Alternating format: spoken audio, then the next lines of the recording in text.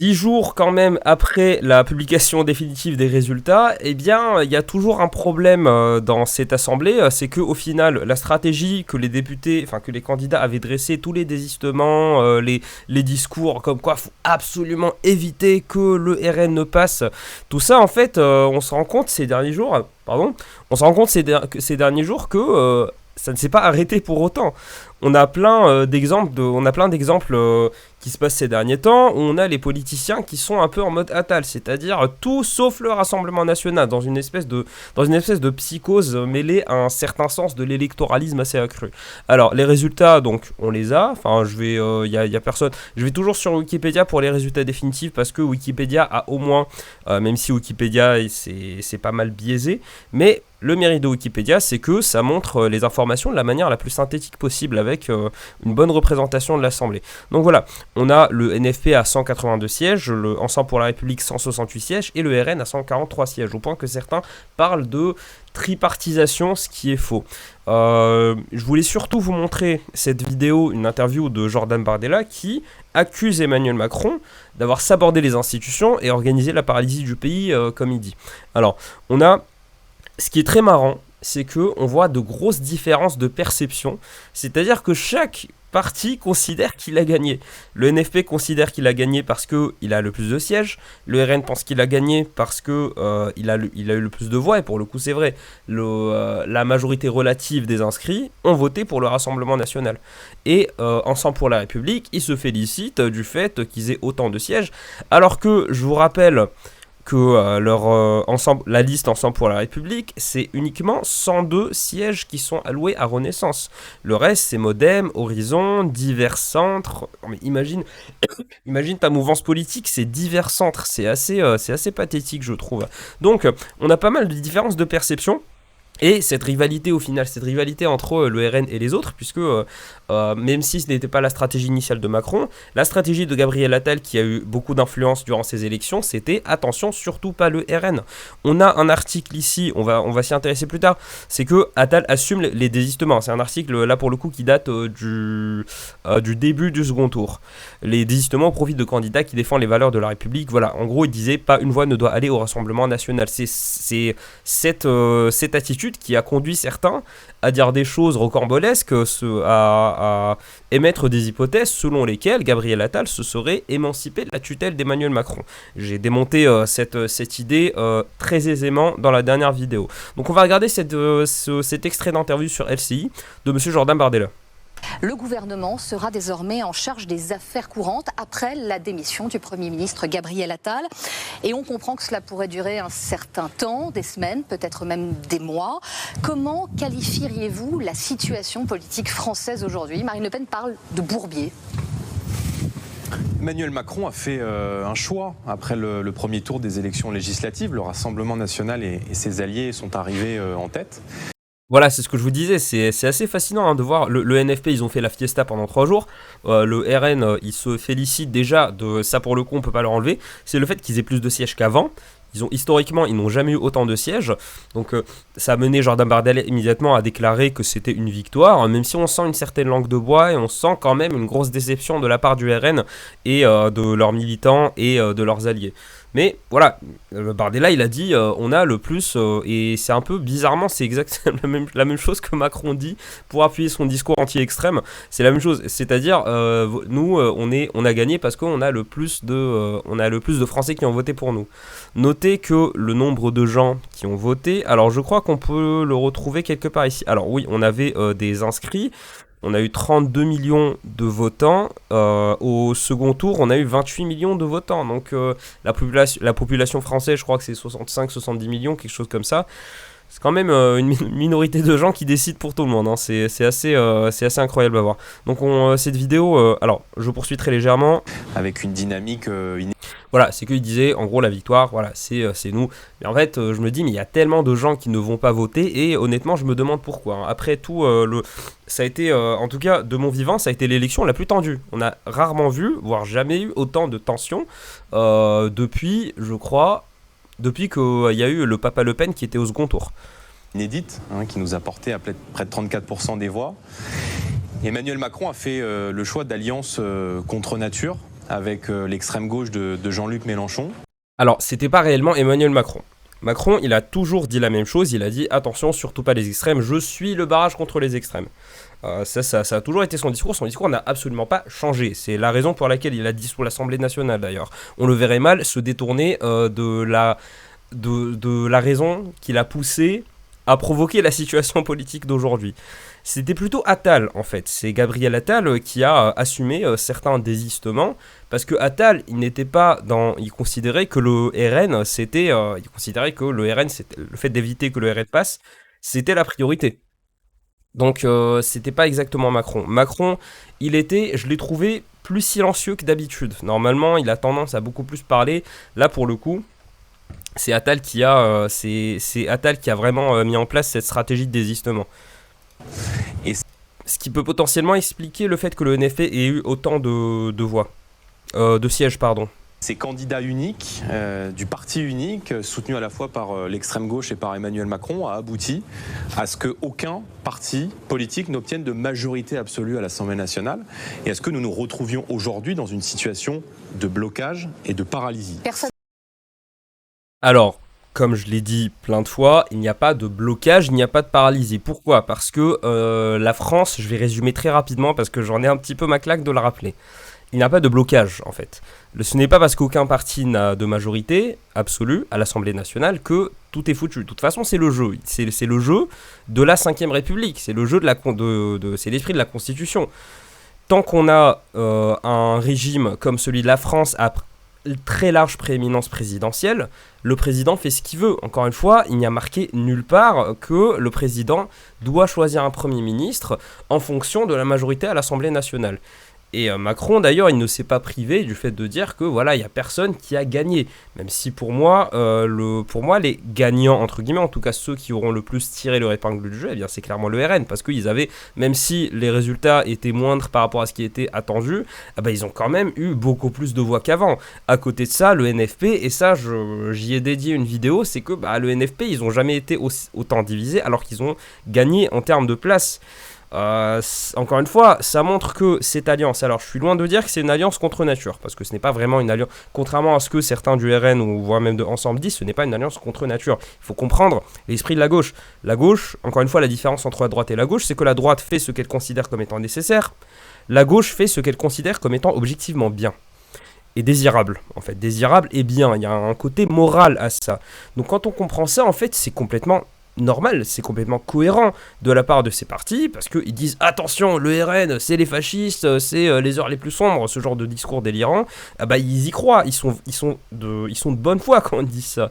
Et le fait qu'on ait eu des macronistes comme Place Publique qui s'allient avec une ultra turbo méga extrême gauche comme le NPA, gauche trotskiste, avec un côté un peu révolutionnaire, ce qui est un peu bizarre de se présenter à des élections quand on est révolutionnaire, mais voilà, ils ont cet esprit-là. Pourquoi ? Parce que pour eux, le RN, c'est littéralement la pire chose qui pourrait arriver en France.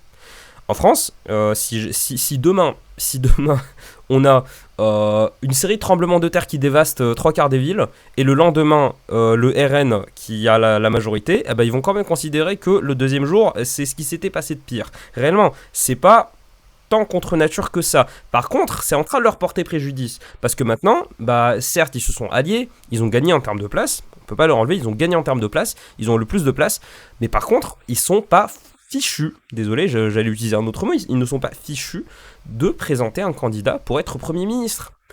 D'accord, ils ont présenté un gars pour être à la présidence de l'Assemblée nationale, mais le président de l'Assemblée nationale, s'il avait réellement un rôle stratégique, ça se saurait depuis longtemps.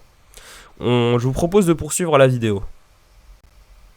Je crois que je ne suis pas allé au bout de mon raisonnement quand je vous disais qu'il n'y a pas de blocage. Non, il n'y a pas de blocage.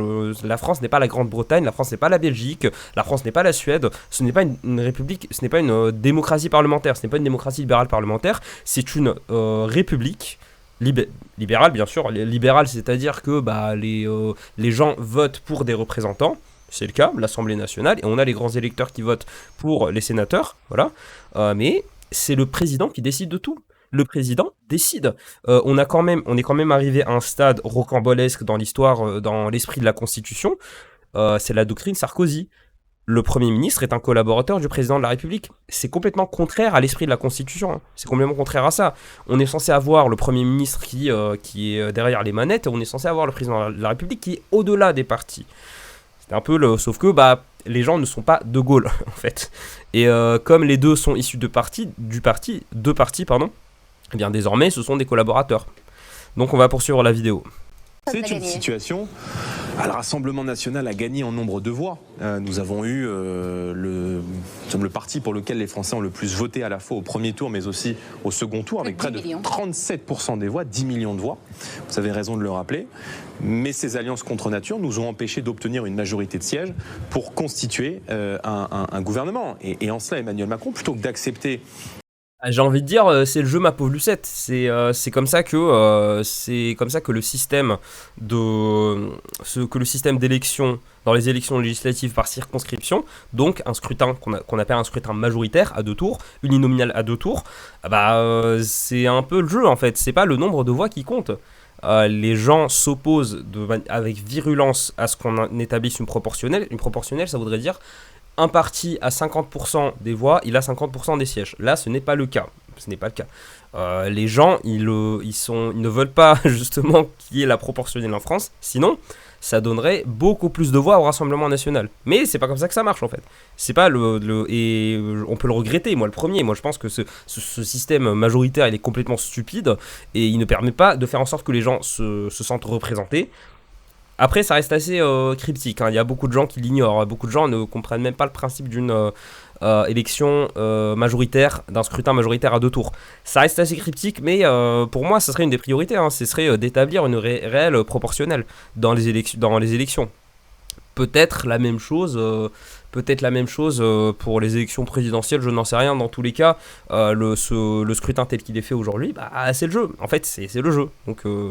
Une alternance démocratique, raisonnable, soutenue par une partie des Français à la fois aux élections européennes mais aussi aux élections législatives, a fait ce choix étrange qui est de s'aborder les institutions et d'organiser la paralysie du pays pour une durée à minima d'1 an.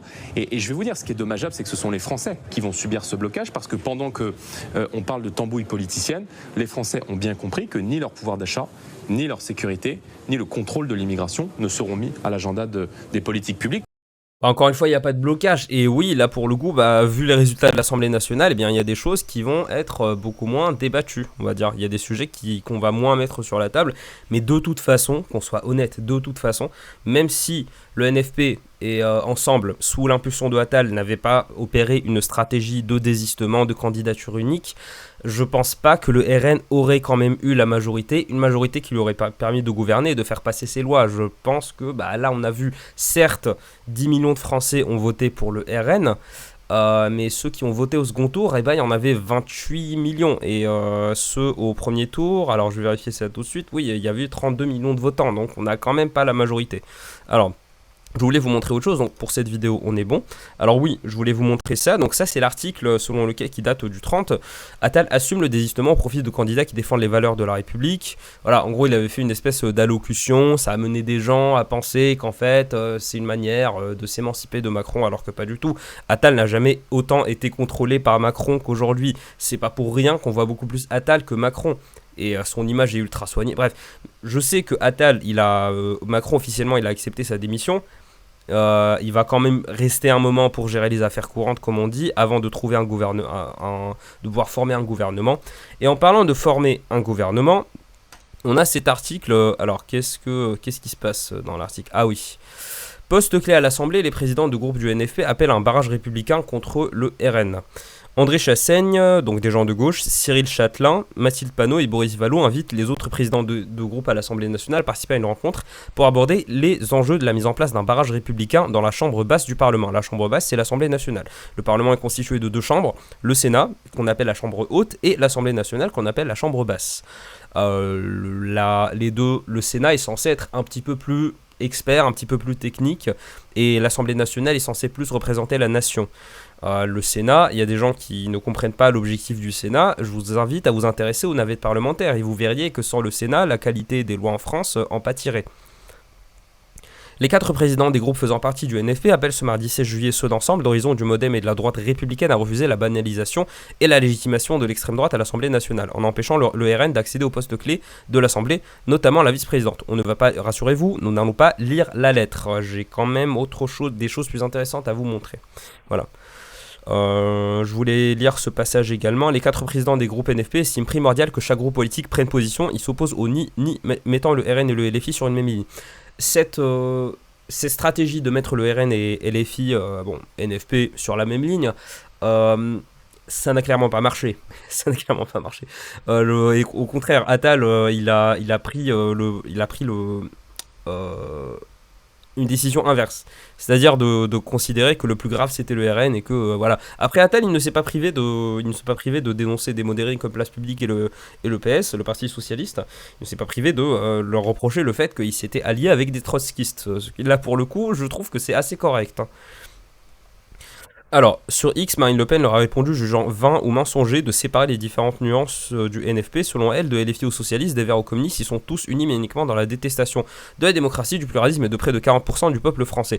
Je serais pas aussi virulent que Madame Le Pen, hein. C'est juste que c'est purement électoral et comme je vous l'ai expliqué, en fait, certes, ils sont unis entre guillemets quelque part, c'est le fait qu'ils détestent le RN et qu'ils considèrent sincèrement, et là pour le coup c'est complètement vrai, ces gens considèrent sérieusement que le RN au pouvoir c'est Mussolini. Ils sont de bonne foi quand ils le disent, vraiment, ils en sont convaincus.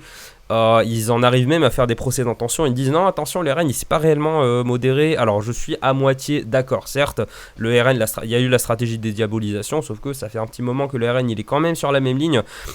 Et je pense qu'on pourrait juger que la stratégie de dédiabolisation, elle n'a pas marché à 100%. Et je ne pense pas que c'est la dédiabolisation, entre guillemets, qui a fait que plus de gens votent pour le RN. Non, je pense pas que ça soit ça. On a eu Papa Le Pen qui était au second tour, hein, donc... Pour moi, le fait que le RN ait autant de voix, c'est un ras-le-bol. C'est un ras-le-bol, c'est les problèmes d'insécurité surtout, mais ça pour le coup c'est complètement compréhensif. Hein. Des raisons pour lesquelles moi je ne veux surtout pas finir ma vie dans une grande ville. Quitter les grandes villes, sérieusement, faut se barrer des grandes villes, c'est le cancer. Alors, donc on a cet article de BFM, on a l'article par rapport à Attal que je vous avais montré. Donc voilà, en gros c'est l'objectif, c'est que il n'y ait absolument aucun, de ne pas laisser une seule voix au Rassemblement national. C'est assez marrant de voir Attal en 2024 dire la même chose que Mélenchon il y a 2 ans. C'est assez, je trouve ça assez drôle. Ça ne dénote pas une différence idéologique, attention. Alors, on va regarder cette vidéo de Jordan Bardella sur le fait, sur cette histoire de poste, et ensuite je vais vous délivrer mon avis. Si mes opposants et mes adversaires refusent le résultat des urnes et refusent de fonctionner de la manière dont on fonctionne normalement en démocratie, alors nous pourrions en être exclus. Mais je vais vous dire, moi, on ne se bat pas pour des postes. Je veux dire, ce qui me fait mal, quand je vois que nous n'accédons pas... Mais Sébastien Chenu dit aujourd'hui que la présidence de la Commission des Finances doit revenir au RN. Mais naturellement, mais comprenez bien que lorsque nous posons ce type de diagnostic, parfois ce type d'exigence, c'est pas pour nous, c'est parce que nous représentons des millions de Français. Et rendez-vous compte aujourd'hui que les macronistes, après avoir brutalisé le pays, après avoir divisé les Français, après avoir privé là, en ce moment, au moment où nous nous parlons, le pays d'une majorité claire pendant 1 an pour répondre aux problèmes des Français. Je l'appuie encore une fois, sans la stratégie de désistement, je ne pense pas que le RN aurait pu avoir la majorité absolue. Je pense que... et même de toute façon, les gens ils auraient voté utile. Je pense que... Je dirais pas que l'effet de la stratégie de désistement a été marginal, ça ne l'a pas été, mais je prends le chemin inverse. C'est-à-dire que si ça n'avait pas eu lieu, non, le RN n'aurait pas eu la majorité absolue. Et peut-être même que Macron aurait déclaré l'article 16 pour éviter d'avoir à choisir un gouvernement RN. Vient dire, en fait, le mouvement politique qui est arrivé en tête en nombre de voix au premier tour, au second tour, comme aux élections européennes il y a 1 mois, ne devrait pas pouvoir accéder au poste auquel il a traditionnellement le droit lorsqu'on représente. Ce n'est pas le discours de tous. Ah, ce n'est pas le discours de tous, mais par contre, Bardella, il a complètement raison là-dessus. C'est le fait que, bon, on va exclure le RN. Pourquoi? Parce qu'on les aime pas. Et bah, c'est en termes de représentativité, bah, je trouve que ce n'est pas très juste et ce n'est pas très judicieux. Puisque les gens qui vont voter pour le RN, en fait, ils vont se dire, en fait, ça va appuyer la polarisation, ça va appuyer chez les électeurs RN, ça va appuyer l'idée, désolé pour ma manche qui fait n'importe quoi avec le fond vert, ça va appuyer chez ces gens-là, les gens qui votent pour le RN, ça va appuyer l'idée que, bah, en fait, leur vote n'a servi à rien. Et il n'y a pas mieux pour diviser la société, pour la polariser. C'est une idée qui est stupide. Vraiment, c'est une idée qui est stupide. J'espère qu'ils vont pas le faire. Franchement. Parce que sans aller dans une idée de tripartisation, de tripartite, sans aller dans des délires comme ça, le RN, ils sont quand même numéro 3. Et par contre, c'est le premier parti de France. Là, pour le coup, en termes de voix, c'est pas pour m'exprimer en leur faveur. Vous savez que l'objectif de ma chaîne, ce n'est pas d'être partisan. J'essaie d'être le plus partisan possible. De toute façon, ces jeux-là, ça ne m'intéresse pas. Mais disons que, voilà, c'est un peu... c'est très risqué. C'est très risqué. Les gens, ils vont se dire que leur vote n'a servi à rien. Et en fait, déjà, ils seront encore plus encouragés à voter pour le RN parce que le RN, c'est le parti qui se montre comme étant un parti anti-système. Ils seront, en fait, ça va faire qu'augmenter la polarisation. Ne serait-ce que si les gens s'intéressent à ces histoires de postes à l'Assemblée nationale. S'ils le disent à l'Assemblée nationale, peut-être que ça sera le cas aussi au gouvernement. Par contre, Macron, je suis très curieux de voir qui va choisir comme Premier ministre, qui va appeler à Matignon, je suis très curieux de voir ça, mais ça m'étonnerait qu'il accorde des postes clés au Rassemblement national. Et je pense que peut-être sous l'impulsion de certains, peut-être que pour des buts électoraux, pour essayer de se mettre les modérés dans la poche, peut-être que là, pour le coup, il mettrait des candidats, enfin, il choisirait des ministres qui faisaient partie du NFP. Je pense à Place Publique et au Parti Socialiste. Voilà, dans tous les cas, Macron, il est sur une ligne qui est très claire. Il est sur une ligne qui est très claire, attention, surtout pas les extrêmes. Donc, et il est, encore une fois, Macron, il est toujours dans cette ligne qui est, pour moi, qui est plus figure d'une illusion. Macron, il est toujours sur cette ligne à dire on va attirer les modérés, on va refaire, c'est un peu ce que Édouard Philippe avait dit, je l'avais critiqué là-dessus parce que je pense que c'est complètement irréaliste, mais voilà, Édouard Philippe, il avait dit ça, Macron, il a répété ce que Édouard Philippe avait dit, je ne sais pas s'ils étaient dans le même esprit ou s'ils communiquent de manière télépathique, mais Macron, il a plus... Macron, c'est pas le genre de gars à recopier des discours, donc je pense que l'idée vient de lui, c'est rocambolesque, ça ne marchera pas, ça m'étonnerait beaucoup que ça marche. Ça marcherait dans l'hypothèse où le NFP accentue les divisions. Parce que là, j'ai fait une vidéo là-dessus. J'ai dit que le NFP allait mal finir. Peut-être que je suis un prophète. Je ne sais pas. Peut-être que mes prédictions seront justes et qu'au final, le NFP risque de très mal finir puisque ça reste quand même des gens qui sont extrêmement opposés. Le RN, c'est comme si on avait pris une coalition entre... une coalition, si on prend le principe du NFP et qu'on l'applique à droite, c'est comme si on allait des macronistes au GUD. Imaginez le truc, vraiment. Donc oui, c'est tout à fait normal, mais encore une fois, moi, ça ne m'a pas choqué nécessairement de voir ça, puisque voilà, c'est dans l'esprit de la gauche, de nourrir une espèce de psychose vis-à-vis du Rassemblement National et de Jordan Bardella. Donc voilà, dites-moi ce que vous en pensez, dites-moi si vous êtes d'accord avec moi sur mes analyses, mes pronostics. On va voir comment ça va se passer. On va voir surtout comment va se conclure cette histoire avec le NFP. Je suis très impatient de voir qui vont choisir, s'ils arrivent à se mettre d'accord sur une possibilité. Je dirais qu'il y a une chance sur deux qui n'arrive à se mettre d'accord sur personne. Je vous prie de m'excuser, je suis toujours malade. Donc en tout cas, là ma gorge commence à être vraiment sèche. Je vous propose d'arrêter la vidéo. On se dit à demain pour la prochaine vidéo. Et désolé si je suis super en retard. Je sais que là cette vidéo elle va sortir à 10h et quelques. Je suis super en retard. J'ai dû faire des petits trucs de déménagement cette journée. On se dit à demain. Salut.